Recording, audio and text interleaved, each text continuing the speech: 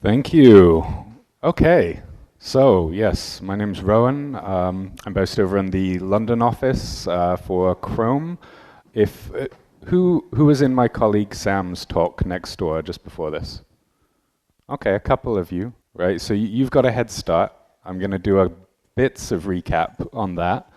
Um, and the other thing I'll say is this is actually the first time I've been back doing a real life talk, like in front of people since, everything happened. So be kind to me. Um, and as well, like I keep seeing this out of the corner of my eye. I feel like I'm Britney Spears up here with this going on. Okay, but let's jump into what I'm going to be telling you about. And in this talk, like if you have your phone or you have your laptop, I'm going to give you a lot of links and a lot of code. So like if you have something, feel free to start playing with it right now, because I'm going to give you homework for stuff you can go fix on your site after this. Okay. People and places, if you want to ask questions during this, afterwards, look things up. We've got all of our developer resources up on developer.chrome.com and web.dev. You can find the whole team on Twitter on chromium.dev, and then you've also got me and Sam on Twitter. So Sam's sat just there. We're going to be hanging around the whole time if there's stuff that we don't cover in this session and you want to ask us about. Okay, so what we'll start with then is both the and I think in the initial talk we were hearing that we don't say problems, we say challenges. So in this one, this is both the benefit and the challenge that we have with the web as it exists. And that is because this is how we go about making a website, right? You have a URL, you have the content that you're creating, you can link to other things. But if that is all you have, and you are forced to build all of the things on top of that, then that starts to make it a very difficult process. So you want to do things like pull in an image from another source. So you go and you put in a cross-site image in there. You perhaps want to put some kind of rich widget in there. So in this case, maybe I want to know where all the other cats are in the world, and someone's created a service that maps those for me, puts them on an interactive setting. And on top of that, maybe you want to get really fancy, include some third-party JavaScript that will enhance your site with all kinds of new behaviors operating in that top level of your site. So this is incredible, because this gives you all of this pre-built functionality that you can just bring into your site like that, create these very rich experiences very quickly.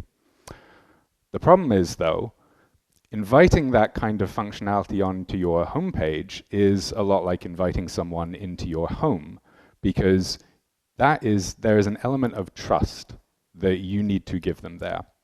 And there is, by inviting them onto your page, you're also giving them a number of escalated privileges and access to the data and functionality that is available on your site. Now, again, this is one of those double-edged swords, because it is by design. You're often pulling in this third party because you want them to do something powerful to your site. Perhaps you're pulling in something that is able to do font formatting and particular typesetting. So that third-party JavaScript needs access to change the content on your page. And what you'll often find is that for some third-party SDK, you may include their JavaScript, and that injects an iframe into the page that shows you the third-party service. So this is one of those things where, obviously, you have to trust that that third party is going to do the things that they said they were going to do. Okay, so if that's the sort of little highlight of our pros and cons, we need some shared vocabulary before we can get into the rest of this. First one I want to cover, then, is an origin. Now, an origin has a very specific definition. And in this case, it's when we're looking at the URL, we've got the scheme over here, whether that's HTTP, HTTPS, that might be WebSockets, secure WebSockets. You've got the host name in the middle, so the entirety of everything that you have in that section, up to the end, where you have the port here. So all of this together makes up the origin. If you change any aspects of that, it is no longer the same origin. Now, slightly different is a site. And so this is one of those things that can be a little tricky, and we'll see why when people start talking about things like sites or domains or origins. If you mix them up, then it will start to mean very different technical things. So a site, in this case, we often use these terms. So a top-level domain or an extended top-level domain, so something like .com, .co.uk, .hr. And then we talk about this, the extended top-level domain plus one.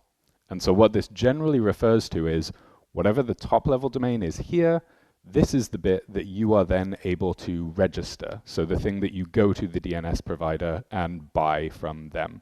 So you may hear this referred to as the ETLD plus one or the registrable domain.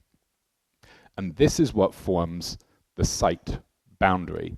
So all of these things here, the subdomains, these are normally things that you then have control over. So whether you want to create api.example.com, images.example.com, admin.example.com. There is an exception to this with the public suffix list, and that's what enables things like github.io to operate as separate sites. We can get into that detail if anyone's curious about it. Which also reminds me, as I'm going through this, I have enough content packed in here that we can go for the entire session if you all sit quietly and just listen to what I'm saying. But at the same time, if there's stuff that you're interested in and want to dive into, feel free to just ask me in the flow. We can stop. If we get really interested in something, we can go into demos. We can just abandon the presentation and start looking at websites. Okay, so why is this important then? Because we need to start defining these terms in view of the relationships between these different entities.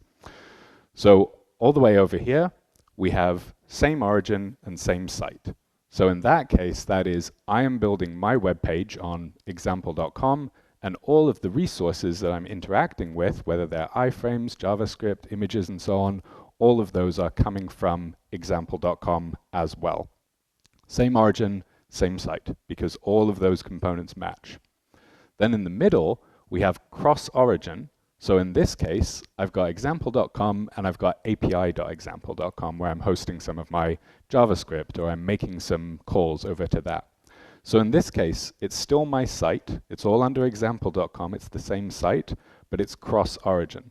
So if you've used various JavaScript APIs for this, then you'll know that cross-origin is what we refer to as a security boundary, because that is where certain limits of either transfer of data or availability of data are restricted.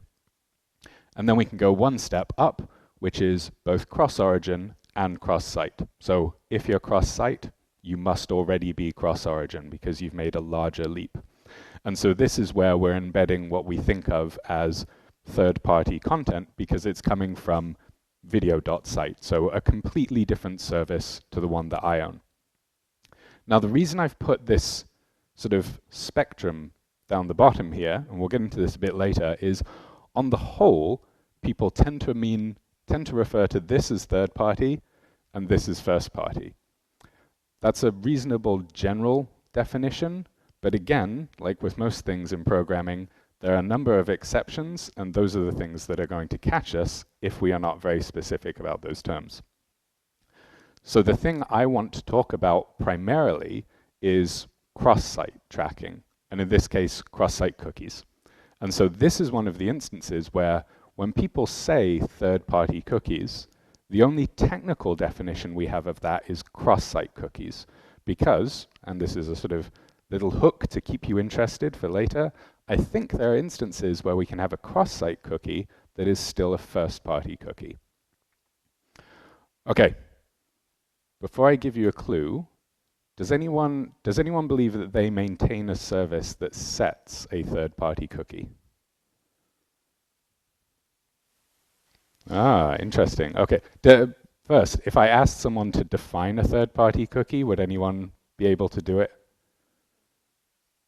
Good. You're all in a valuable presentation then, because you're going to learn something new here. So in this case, let's go back to our diagram here. We've got a cross-site relationship. So I have example.com up there and perhaps a video site down here embedding some kind of content on my page. Now, in this case, let's say it's a store location widget. So in this case, there is a cookie being used here, and that cookie that cookie is just a key value store, right? I can put whatever data I need into it. So in this case, if I have a widget, then I'm probably, hopefully, using that cookie for useful things that the user wants me to store. Perhaps they have a theme preference and they want the dark theme. If it's a store locator, perhaps they want to save their preferred store so that that's the one that comes up each time they come back.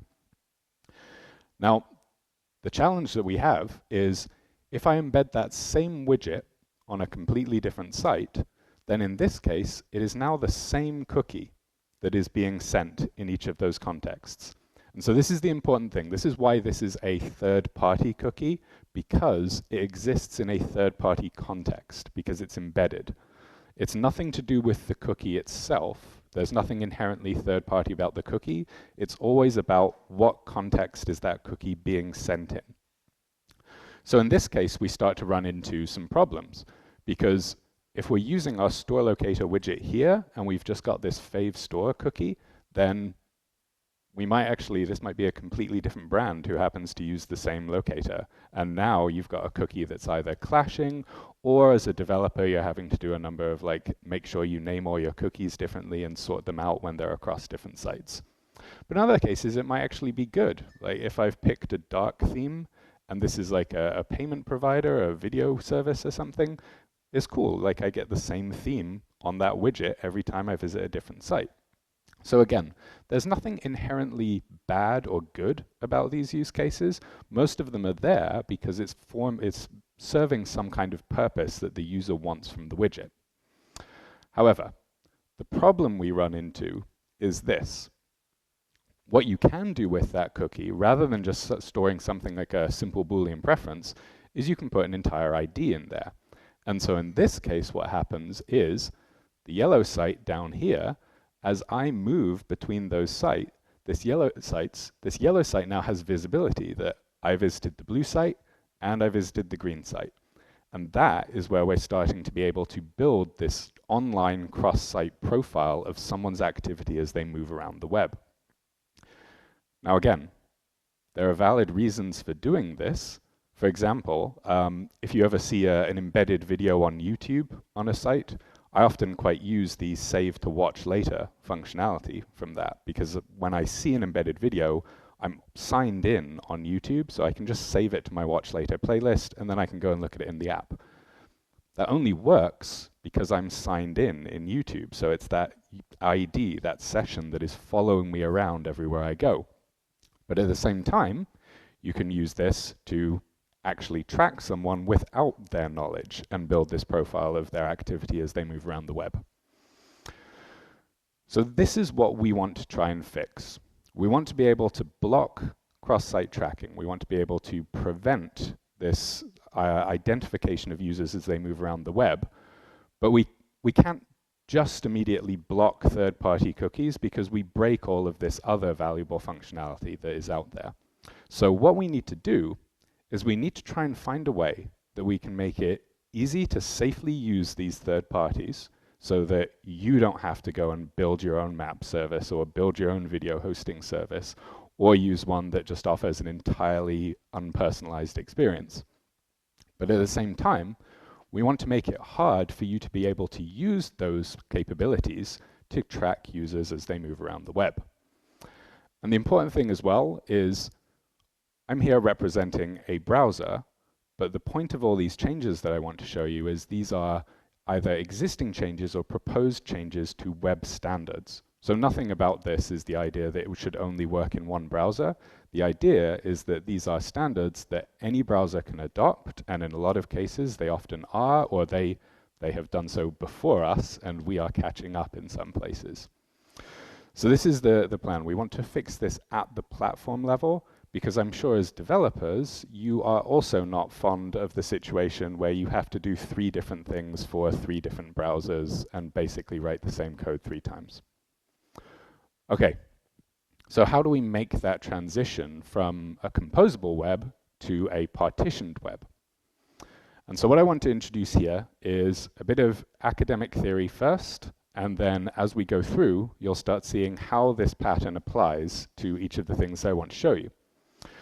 So we've got what we're calling a privacy model for the web. So this is a proposal for how to think about each of these bits of changes and the functionality that goes into them. So the first idea is this: identity is partitioned by first-party site. So there are two important things happening inside of this. One, we're saying identity, and by that we don't mean you're signed in each of those windows. We mean identity as the ability to understand that it was the same user here and the same user here, whether that's by setting an ID in a cookie or whether that's by observing a fingerprint of the browser based on something like the user agent, the device, the supported languages. And then the other bit here is we're defining this boundary as well. So where I said an origin was a security boundary before, we can consider a site as a privacy boundary. So we're putting a default border around the area where we're going to say, this is where you are allowed free access to whatever information that you have. And if you want to do something outside of that, we're going to need to make some exceptions for it. So the second part of this is third parties can access this partitioned first-party identity.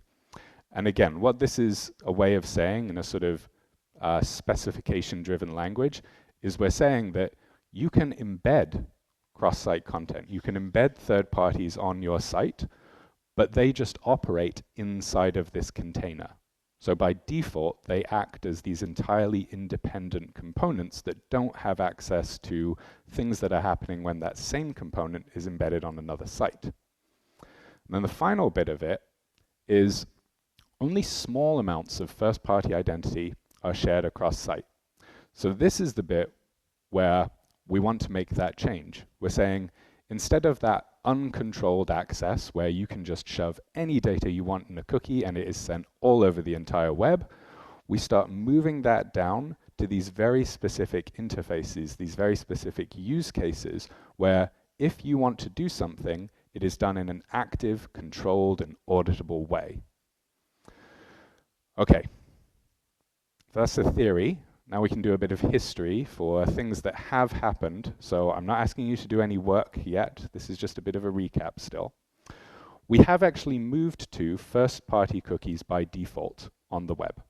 And we did that in 2020, 2019 or so.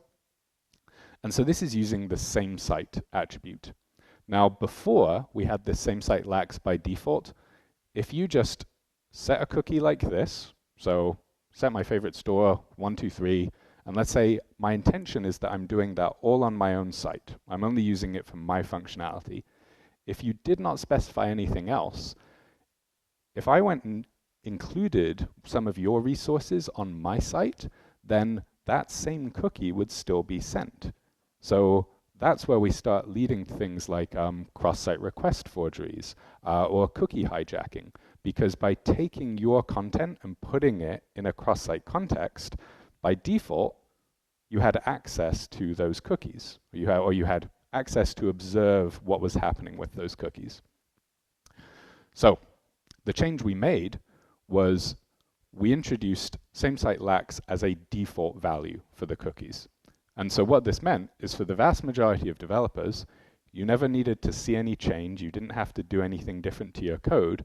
What it meant was that the new default is when you set this, this is automatically on there, and your cookie is not going to be sent in these third-party contexts. If you did need your cookie sent in these third-party contexts, it meant you needed to add same site equals none. So you needed to explicitly mark your cookie and say, I want this to be a third-party cookie. I don't want you to restrict it to the same site. The other bit we added here as well was our sort of steady march towards trying to get everyone to move towards HTTPS and trying not to use plain HTTP for all these kind of interactions. So the step up here as well was if you want a third-party cookie, it has to be in a secure context. Okay, so this is a bit of homework for you. You may not think you are setting third-party cookies at the moment, but a good test for this is go into your code, search for same site, search for none. It's set in a variety of different ways depending on what language, what framework you're using. But if you have any of those cookies with same site equals none on them, when we phase out third-party cookies, those are going to stop working unless you do something to change them. What that something is, I will tell you about in a bit. But again, I want you to, as we go through this, see this repeated pattern through each of these things. We're moving from these passive, broad, open defaults on the web to this, where it is much more active, purpose-built, opt-in. You have to be explicit about when you want that escalated privilege. Okay, with that, that's the kind of academic bit done, and I realized, I spend an inordinate amount of time watching TikTok, probably more than I should. And I recognize as well, we've all got short attention spans. When I learned that this talk was 50 minutes long, I was kind of like, I'm not sure I'm going to be able to stay awake giving the talk, let alone people watching it. So what we're going to do is we're going to do the talk that I feel I probably should have given you, which is list base, 8 top tips for a safer site. If you want to just nap in between any of these and wake up just on the slide change for the ones that are relevant, feel free to do that. Okay, and do a countdown then. Feel free to start taking bets on which things you think are going to appear at which ranks.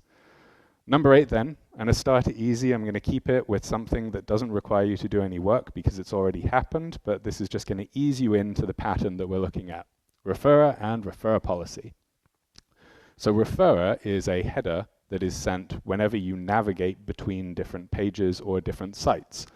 And what it does is on the next request that you make in your browser, it is including what page initiated that request. So in this case, for example, if I go around, perhaps I'm looking on a music site, and when I move from one page to another, it's including the path that I was on that might do things like identify an artist I'm interested in. If it's on a site that supports multiple languages and perhaps includes that in the path, it might show what language of content I was looking at. And also, as this referrer can be sent when you move between different sites as well, it has the potential to expose information that might be more sensitive as well. So for example, if I came off a health-related site and was looking something about a health condition, that might come along in the referrer.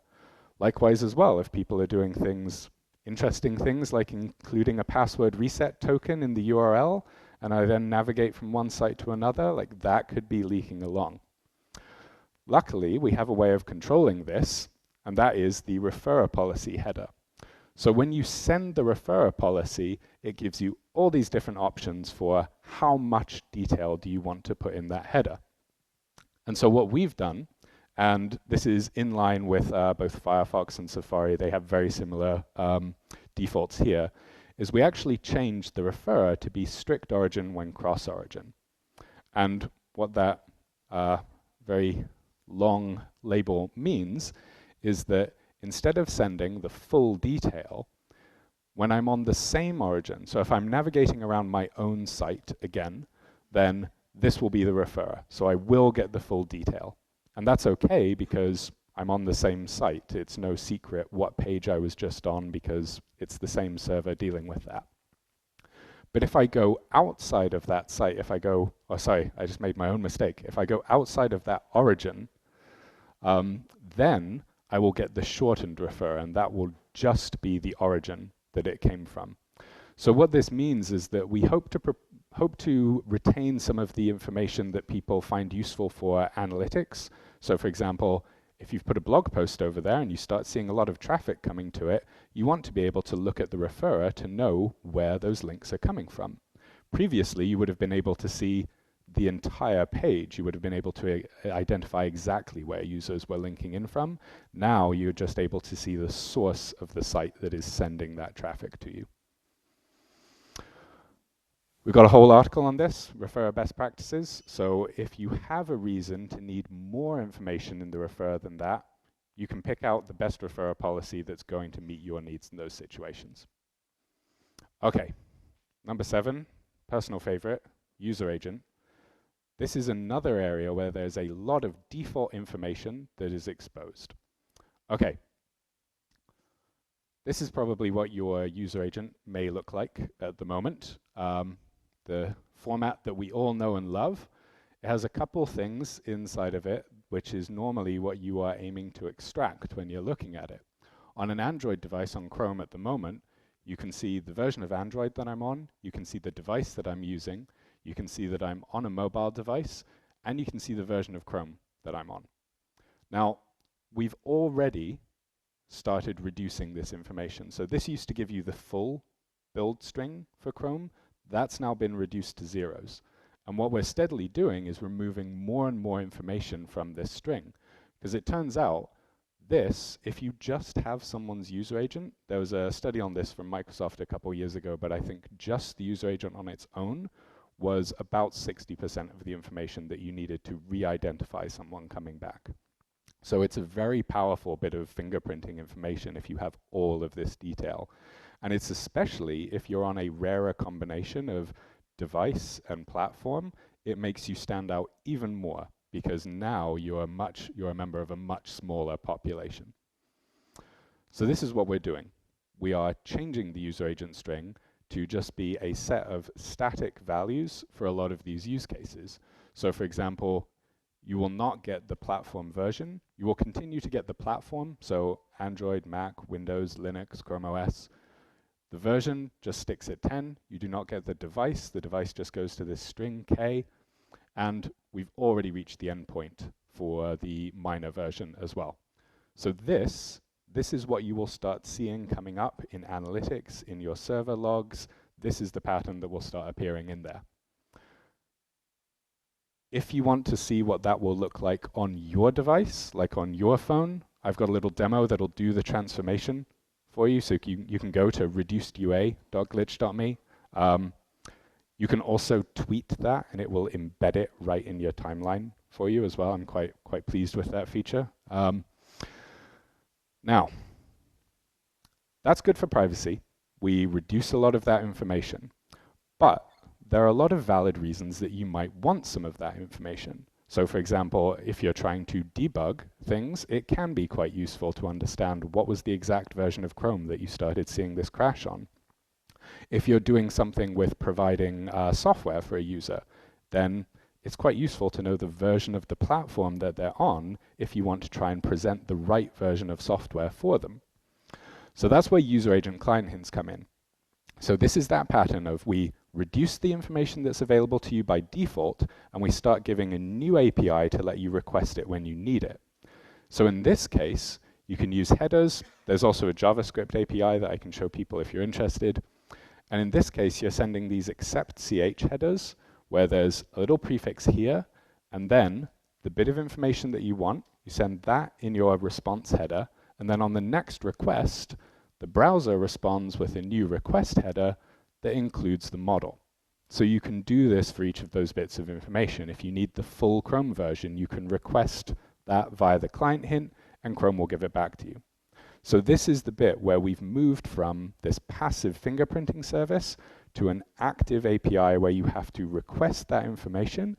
And importantly, it means that you then put the browser in a position where it can choose, or the user can choose, if that information is returned to the site. If you want to know more about that, the schedule that we're doing this on, we've got the user agent reduction page there that'll show you the milestones, give you links to the demos, show you how to use client hints and everything. Okay, number 6, MIME-sniffing. First of all, this sounds disgusting. I would not want to sniff a mime, but that is not what we're doing. We're going to stop mime sniffing, which I'm sure is a relief to everyone. What is it then if it is not going up and smelling street performers? Well, mime sniffing is this. When you serve a document or a resource from your site, it may or may not come with a MIME type. So the MIME type tells the client what type of file it is that they're looking at. Now, if you don't know, then you can sniff this. You can ask, what type of file is this? And you can provide your own hints for it as well. Now, the problem with this is there's an attack vector there where people start using this to do things like upload something they claim is an image, but actually then convince the browser to execute it as JavaScript. So there are a number of these scenarios where it's like you can pretend the content is something other than it is, and by MIME-sniffing, you can get the browser into believing it is a different type of content. So, conveniently, there is something that you can go and add right now, assuming that you are doing the right things on your server. You can just add this header in your responses, content type options, no sniff, but the thing you need to do, and most of you should be doing this already, is just make sure that you're returning the right content type already. And that way, it's all set up, it's declared, there's no confusion. Again, we've got a whole section here. I'm going to be referring to this one a lot, web.dev security headers. That is just a nice big long checklist of all of these things, so you can just go through, get the default values, and look at where you can implement those on your site. Okay, number 5 then, fetch metadata. This is another set of headers. So where we were talking about cross-origin, cross-site, and so on, in most cases, you don't necessarily, as the server, when those requests come in, this is going to give you a view of, was this a cross-origin request? Was this a cross-site request? Was it a, what was it get? Was it post? All of these aspects that you can then use to make a decision about how you want to treat that request and whether it actually matches what you were expecting to see as well. So there are a number of headers that you receive in here. You get site, which will tell you the context this was being requested in. You get the mode, so this might be get or post. You get the destination, so the resource type that's being requested. And you get this indication of how that request was triggered. Was it a result of a user navigating? Was it initiated by a script? And so all of these are signals that you can use to determine if the request came in the way you expected it to. So a little bit just to sort of show how you might want to use that. Again, all of these things, they are headers provided by the browser, so you should only ever use them as clues, because anything sent by the browser could be manipulated by an extension, or it could just be someone typing curl commands and pretending to be the browser. So they're hints that things are working in a specific way. And so what that means is you might want to just inspect the request. If you don't have the header there, doesn't matter, we'll just ignore it and we'll carry on processing as usual. But if we do have the header, we can start to investigate it. So we can look at the sec fetch site header to see, okay, I was expecting this to be same origin, same site, or none, so I'm going to do a specific type of behavior with that. Or perhaps I wasn't expecting it to be same site. I was only expecting same origin, so I might restrict it in a different way. It's basically a toolbox to just give you that access to the information about the request if you want to investigate the context where it was triggered. We've got a bunch of information on that, on fetch metadata. And also, I realize I'm going to double check. How are we doing for time? I got, yeah, we're okay, good. Okay is good, okay. So we've got the fetch metadata page on there that, again, give you the complete rundown and the explanation of all of these. Number 4, embeds. So this is where we get into a selection of headers that control cross-origin interaction. And we could do an entire talk on this. What I'm going to try and give you is just some headers, and again, the link so that you can go look at them afterwards, because there's a lot of detail to dive into, but there are some reasonable defaults that you can just set, and then if stuff breaks, you can go and learn more about it. So cross-origin resource policy. This is controlling, you set this on your responses, and it controls where you would like that resource to be accessed. So you can say that you want to restrict it to same origin, to same site, or you want to allow it cross-origin.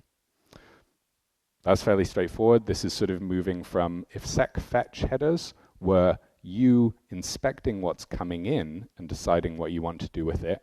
Cross-origin resource policy is kind of the other way around. This is where you declare on your resources what you expect to happen and where you want them to be used. Number 3, pop-ups then. Let's talk about what can go wrong with pop-ups. So the thing about something like window.open is that it allows you to, unsurprisingly, open a window onto another site. The problem with this is when you use window.open like that, you also end up with this channel back. Now, again, this is one of those things that is particularly useful for certain types of functionality because you need communication between these two windows, but it's also an attack vector if that site is malicious and trying to do something different. So again, this brings us to the next of our cross-origin policy headers, which is cross-origin opener. So, hopefully, very familiar set of bullet points. This is just saying, I will only allow my resource to be opened in these contexts, same origin. And then we've got this useful one, same origin allow pop-ups. This actually came from the iterative process of, if we just do same origin, that's where we find that we start breaking a lot of things like federated sign-in, for example, where the pop-up is there to say, do an account chooser and then come back and go back to the page. So this is a carve-out for those specific use cases. And then, of course, as well, you can just specify unsafe none if you're just kind of like, yep, you know what, I do not care what happens to this resource. Wild West, just go for it. This is a good default.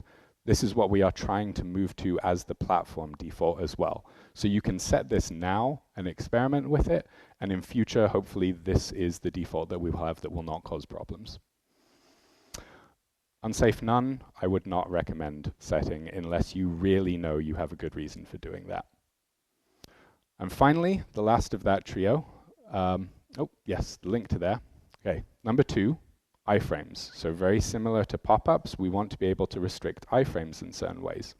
Again, iframes are one of those things where that was the sort of joy of the early web, right? Creating these mashups where you would just like embed one site from here, embed another site from there, coordinate them in some way. As we've matured, we've reached a point where really you should know if you want your site or a particular part of your site to be allowed within an iframe. So you can use the X-frame options header here. You can just say deny and not allow your site to be included in an iframe. You can say same origin if you want it to be included in the same origin. And don't use transitions on slides. They're gonna throw you out.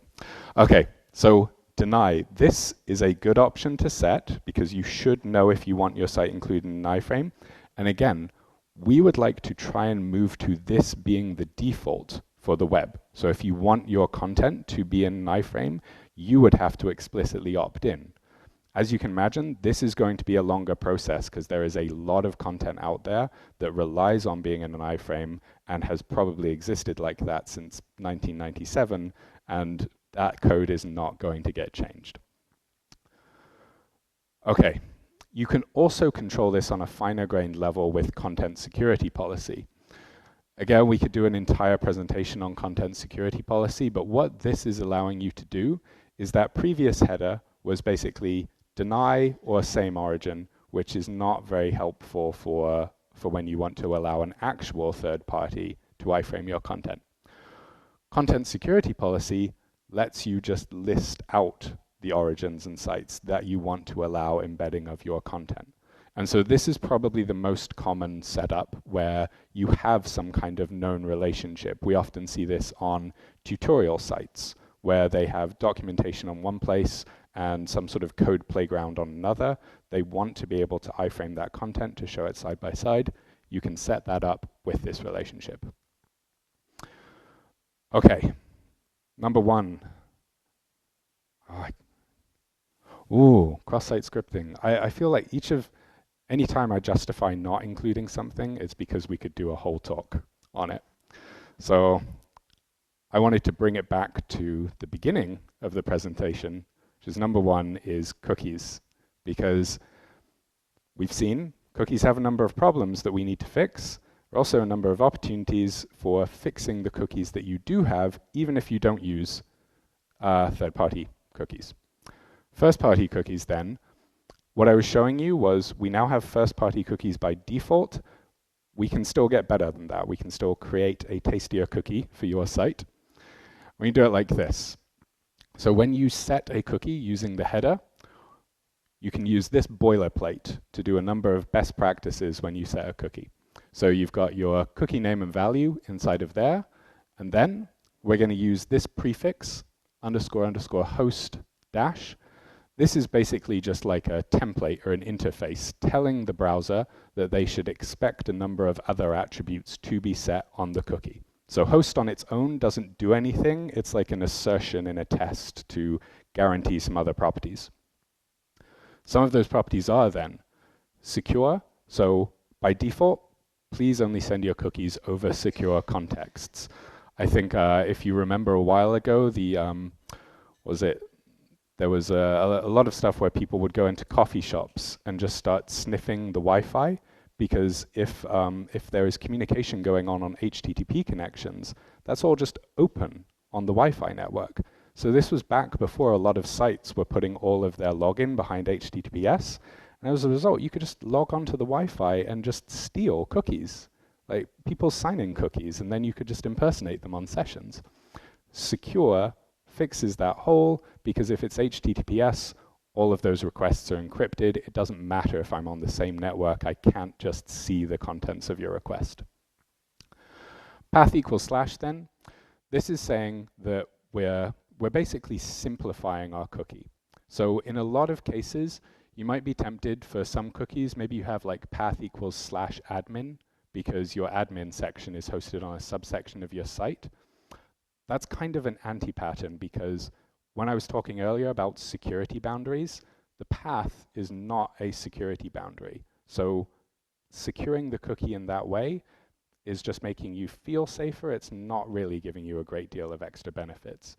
So one thing that host mandates is that you must have path =/, and you must also not have the domain attribute. And that means that the cookie will not be sent to subdomains either.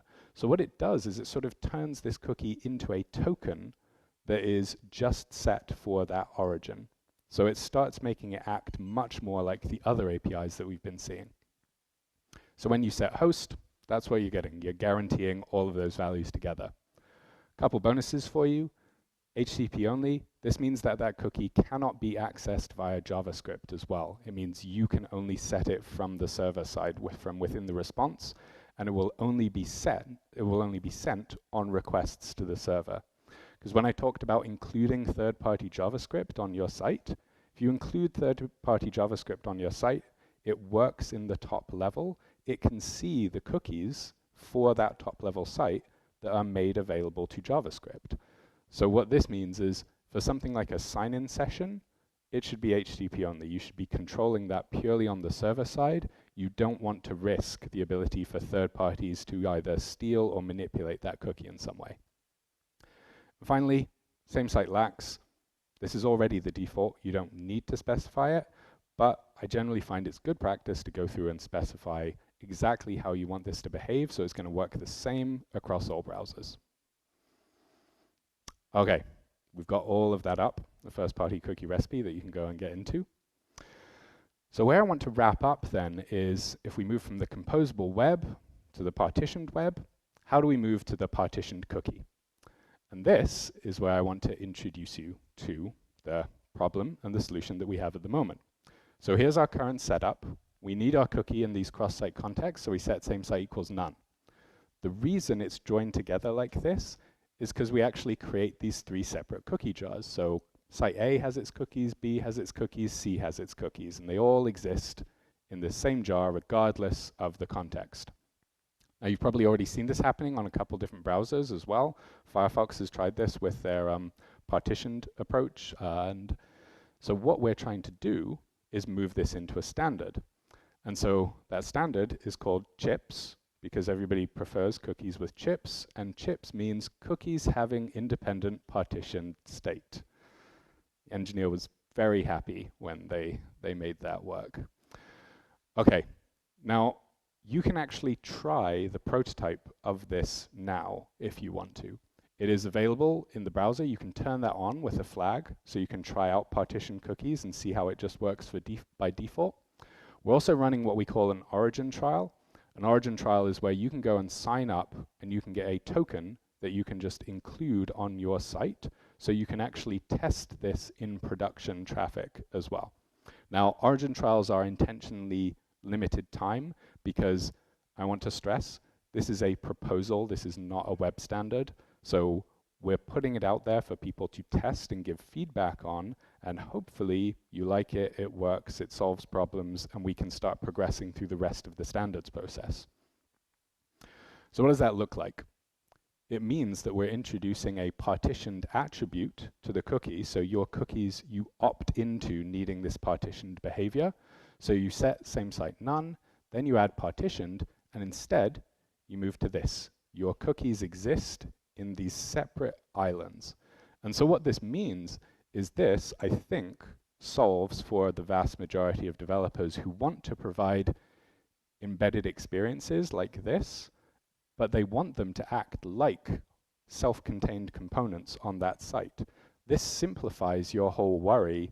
If you have two clients using your service, this means that you have far less risk of information leaking between those two clients or overlapping or getting mixed up. And so, as you can see, I set one value over there. I just set the same cookie name again, favorite store. It's partitioned. It means I will get a different value depending which context I'm in.